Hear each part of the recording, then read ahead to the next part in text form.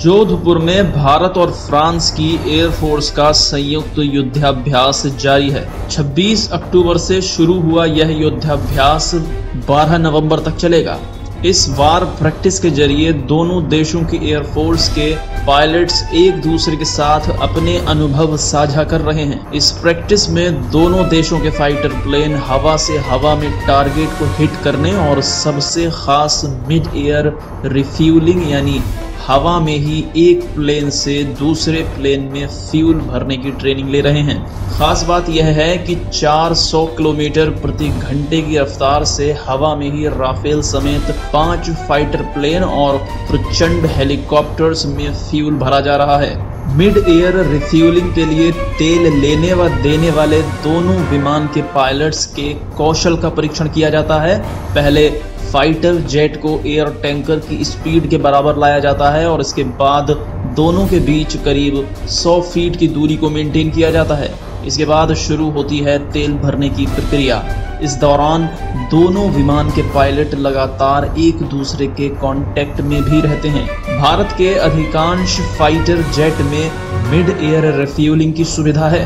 France से Rafale बगैर कहीं ठहरे भारत पहुंचे थे। रास्ते में कतर के टैंकर ने हवा में ही इनको रिफ्यूल किया था।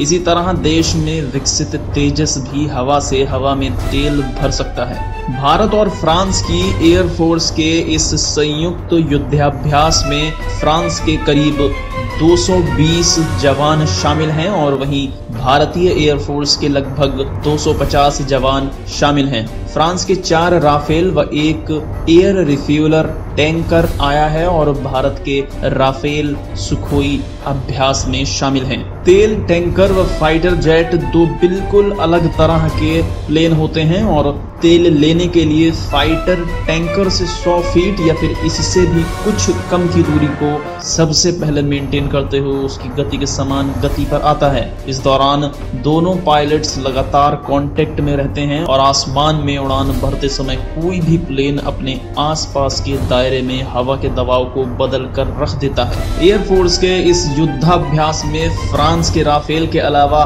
भारतीय राफेल, सुखोई, जैगुआर व तेजस के अलावा हल्का लड़ाकू हेलीकॉप्टर, रुद्र, अवाक्स और हवा में तेल भरने वाले टैंकर हिस्सा ले रहे हैं। इस पूरी खबर पर अपनी प्रतिक्रिया दें और द आर्टिकल हिंदी चैनल को भी सब्सक्राइब कर लें। बेल आइकन को जरूर दबाएं।